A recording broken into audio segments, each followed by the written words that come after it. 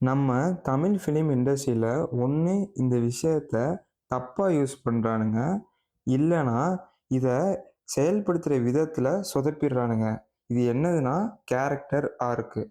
இவனுங்க பண்ற மிஸ்டேக் என்னன்னா, நம்ம ஹீரோ வராரு, வில்லன் வராரு. வில்லன் வந்து ஹீரோட்ட இருந்து ஏதாச்சும் எடுத்துட்டு போயிடுறான். அத ஹீரோ திருப்பி வில்லன்ட்ட இருந்து வாங்குறான். இவ்வளோ சிம்பிள் ஆக்கிட்டானுங்க. ஆனா, கேரக்டர் ஆர்க்ன்றது இன்னும் சிம்பிள். கேரக்டர் ஆர்க்னா என்னன்னா, ஒண்ணு அவனுக்குள்ள நடக்கிறது, இல்ல அவன் எமோஷனலா என்ன ஃபீல் பண்றான்றது. இந்த கேரக்டர் ஆர்க்கு 3 இன்ஜின் இருக்கு. Want, flow, need. எங்கேயோ பார்த்த மாரி இருக்குல்ல? இதுதான் ஸ்டோரியிலயும் சிமிலரா யூஸ் பண்ணியிருப்பாங்க. ஆனா, இது 2மே ஒண்ணு கிடையாது. ஃபர்ஸ்ட்டு கேரக்டர் ஆர்க்னா என்னன்னு பார்த்துக்கலாம். இப்ப வந்து சார்பட்டா பரம்பரை படத்துல வந்து நம்ம கபிலனுக்கு என்ன வேணும்னு பார்ப்போம். ஒரு கேரக்டருக்கு என்ன வேணும்ன்றது தான் வாண்ட். இங்க நம்ம கபிலனுக்கு அவனும் ஒரு பெரிய பாக்ஸர்ன்னு தான் நிரூபிக்கணும். அதுக்காண்டி தான் அவன் எல்லாமே பார்ப்பான். ஸோ இப்போ வாண்ட்னா என்ன தெரிஞ்சிருச்சா? இப்போ இதுலயே நம்ம கபிலனுக்கு என்ன பிரச்சனை? அதாவது ஃப்ளா. அவன் எப்பயுமே ஏதாவது ஒரு பிரச்சனைனா ரியாக்ட் பண்றது, பொறுமையே கிடையாது. முக்கியமா சொல்லணும்னா, அவன அவனே கண்ட்ரோல் பண்ணிக்கிற மாட்டான். அதனால தான் அவன் நடுவுல வந்து விழுவான் கீழ. இப்ப அதே கடைசியில நீட். அந்த கேரக்டருக்கு என்ன வேணும்? என்ன இருந்தா அவன் இத பண்ண முடியும்? அதுதான் கடைசியில அவனுக்கு வந்து ஹெல்ப் பண்ணும். நம்ம கபிலனுக்கு டிசிப்ளினும், ரெஸ்பான்சிபிலிட்டிஸும் வேணும். ஏன்னா, டிசிப்ளினா இருந்தா தான் அவன் ஒரு விஷயத்த பண்ணும்போது தொடர்ச்சியா பண்ணுவான். எந்த பிரச்சனை வந்தாலும் விட்டுட்டு, அவனுக்கு என்ன வேணுமோ அத தேடி போவான். இப்போ வந்து ஸ்டோரியோட இன்ஜினுக்கும், கேரக்டருக்கோட இன்ஜினுக்கும் என்ன டிஃபரன்ஸ்ன்னு பார்க்கலாம். ஃபைண்டிங் நீமோன்னு ஒரு படம் இருக்கு. இதுக்கு பெர்ஃபெக்ட்டான ஒரு எக்ஸாம்பிள். இப்ப ஃபைண்டிங் நீமோ தெரியலனாலும் ஒண்ணும் பிரச்சனை இல்ல. பாருங்க. இப்ப ஃபைண்டிங் நீமோல வாண்ட் என்னன்னு பார்த்தீங்கன்னா, நம்ம மெயின் கேரக்டர். அதாவது அந்த நீமோவோட அப்பா.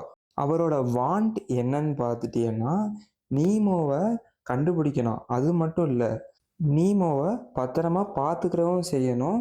அதுவும் இல்லாம நீமோவ சுத்தி எந்த பிரச்சனையும் வந்துறக்கூடாது அப்படின்றதுனால. ஸோ வாண்ட்னா என்னன்னா, அந்த கேரக்டர் என்ன ஃபீல் பண்றான்? நம்மளோட கோல் என்னன்னா, அந்த கேரக்டர் எத நோக்கி போறான்? அவ்வளோதான். இப்போ நம்ம நீமோவோட அப்பாவோட அப்ஸ்டக்கிள் என்னன்னு பார்த்துட்டீங்கன்னா, அந்த ஸ்டோரியோட அப்ஸ்டக்கிள் என்னன்னு பார்த்துட்டீங்கன்னா, கடல். அந்த கடலை தாண்டி போறது தான் அவனோட மிகப்பெரிய அப்ஸ்டக்கிளே. இப்ப நம்ம நீமோவோட அப்பாவோட ஃப்ளான்னு பார்த்துட்டீங்கன்னா, நீமோவ எப்படியாச்சும் நல்லா பார்த்துக்கிறணும். அதாவது ஓவர் புரொடெக்டிவ்னஸ். நீமோவ எந்த பிரச்சனையிலயுமே சந்திக்க விடாம பார்த்துக்கிறது. இப்பயும் பார்த்தீங்களா, அந்த கேரக்டர் என்ன ஃபீல் பண்றான் அப்படின்றது தான். இப்போ கடைசியா என்னன்னா, சேஞ்ச். இப்போ அந்த ஸ்டோரியில அந்த கேரக்டர் எப்படி சேஞ்ச் ஆனா?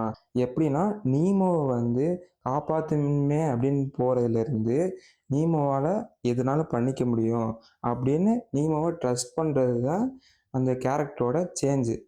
எதுல? ஸ்டோரியில. இப்போ அந்த கேரக்டரோட தேவை, நீடு. அவனுக்கு ஸ்டோரியில ஸ்டார்ட்டிங்ல இருந்தே அவனுக்கு எது தேவையா இருந்துச்சு.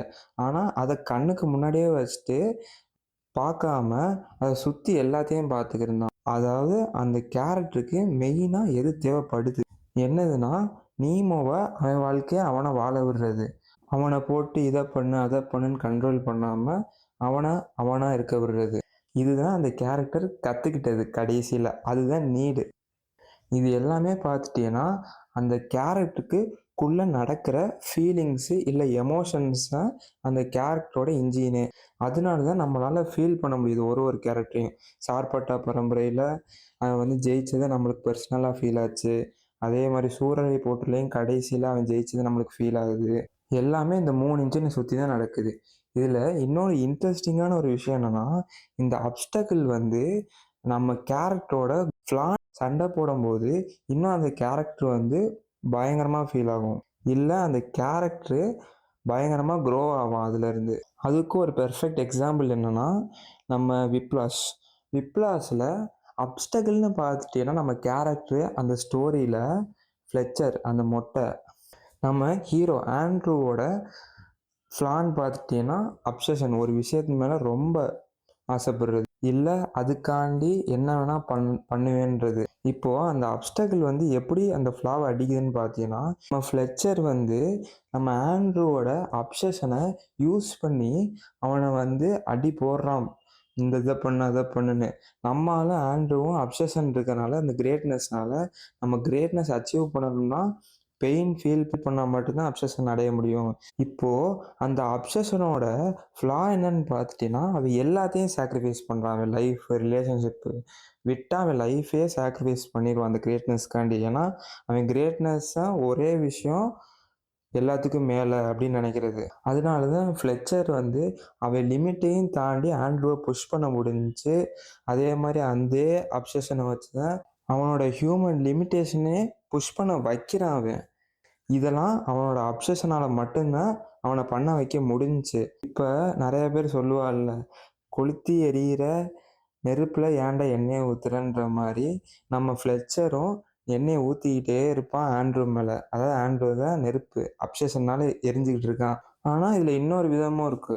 அதே அப்ஸ்டக்கிள் வந்து நம்ம ஃப்ளாவ முன்னேத்தவும் முடியும். இந்த ஃபைண்டிங் நீமோ மாரி. அந்த அப்ஸ்டக்கிள் சீனால தான் அவன் வந்து புரிஞ்சுக்கிட்டான்.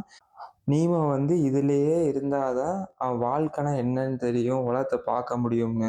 அதே மாரி அவன வந்து அடைச்சு, அடைச்சு கண்ட்ரோல் பண்ணி வச்சா, அவன் எதுவுமே வளர முடியாது அப்படின்றது. அவன் வந்து ட்ரஸ்ட் பண்ணணுன்றது புரிஞ்சுக்கிட்டதே அந்த சீல தான். இப்போ கடைசியா ஒண்ணு பார்த்துடலாம் கேரக்டரோட டைப்ஸு.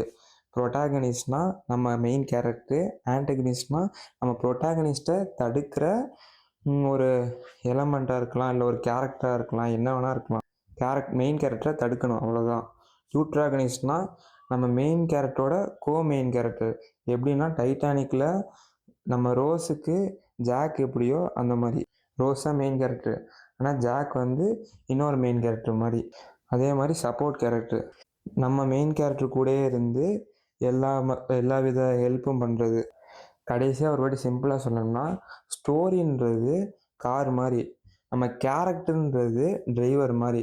ஸ்டோரியால எண்ட் கோலுக்கு தான் போய் போய் நிப்பாட்ட முடியும். ஆனா, அத ஃபீல் பண்றது அந்த கேரக்டரால மட்டும் தான் முடியும். அதே மாரி தான். அந்த கேரக்டர் ஃபீல் பண்றது தான் நம்மளும் ஃபீல் பண்ணுவோம். ஸோ அடுத்த எபிசோட்ல கான்ஃப்ளிக்ட்னா என்னன்னு பார்க்கலாம்.